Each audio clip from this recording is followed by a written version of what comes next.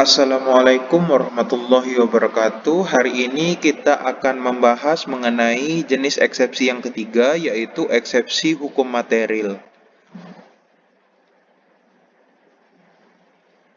Eksepsi hukum material ini terbagi menjadi dua, yaitu yang pertama eksepsi dilatoria, yang kedua eksepsi peremptoria.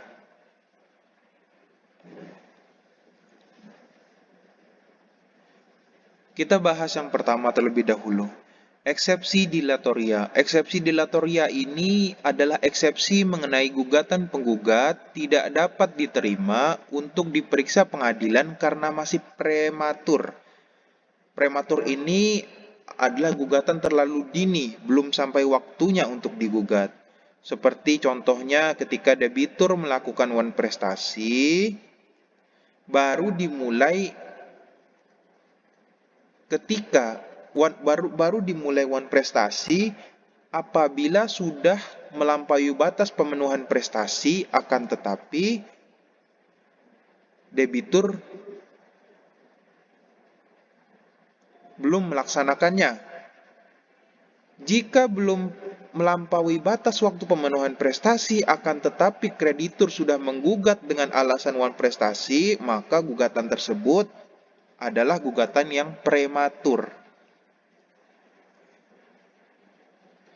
Selanjutnya, eksepsi yang kedua, yaitu eksepsi peremptoria.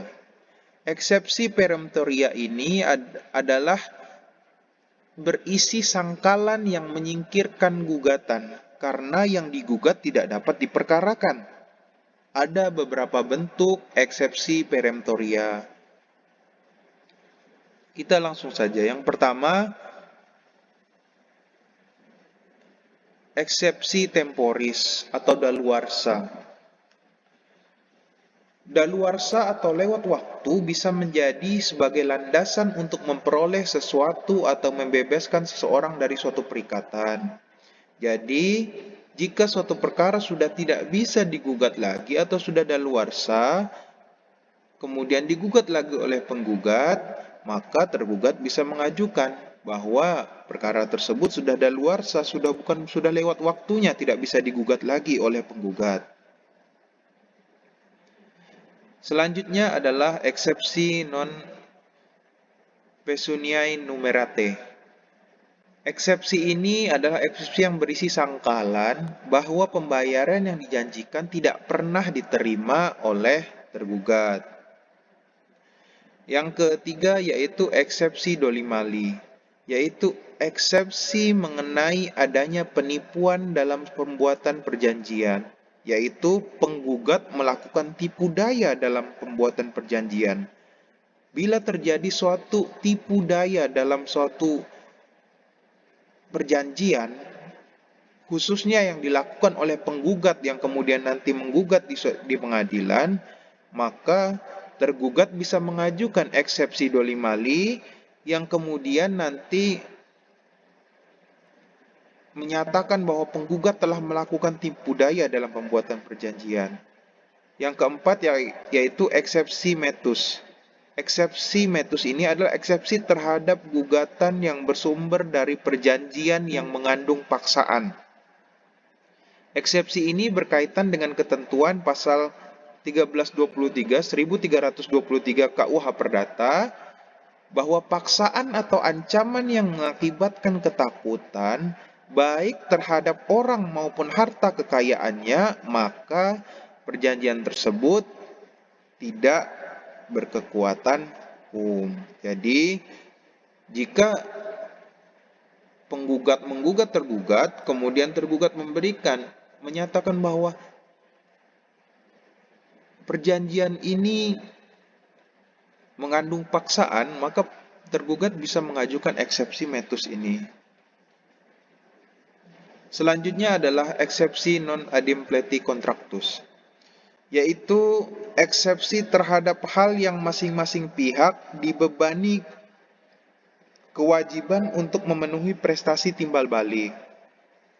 Apabila seseorang memiliki hak kepada seseorang, akan tetapi belum melaksanakan kewajibannya, maka tidak dapat mengajukan gugatan. Ya, jelas di sini bahwa seseorang yang memiliki hak kepada seseorang akan tetapi belum melaksanakan kewajibannya, maka tidak dapat mengajukan gugatan.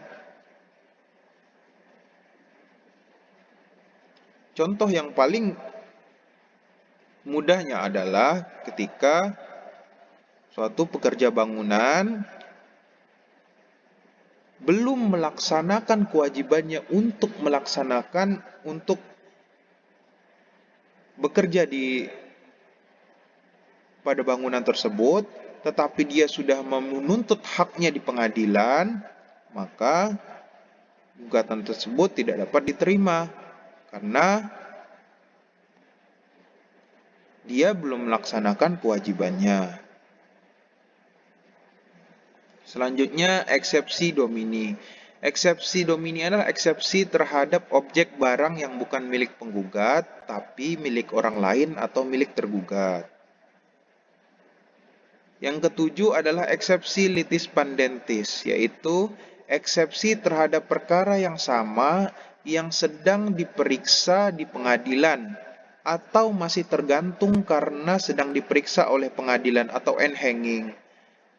Kasus ini bisa perkara yang sedang proses banding atau kasasi, bisa juga yang sedang diadili di tingkat pertama, baik lingkungan peradilan yang sama ataupun lingkungan peradilan yang lain atau berbeda. Jadi, jika ada suatu perkara yang sedang berjalan di lingkungan peradilan yang lain tapi digugat lagi oleh penggugat di pengadilan agama atau di pengadilan yang lain di suatu pengadilan, maka tergugat bisa mengajukan eksepsi litis pandentis ini sehingga nanti putusannya adalah tidak dapat diterima. Terima kasih banyak untuk perhatiannya. Wassalamualaikum warahmatullahi wabarakatuh.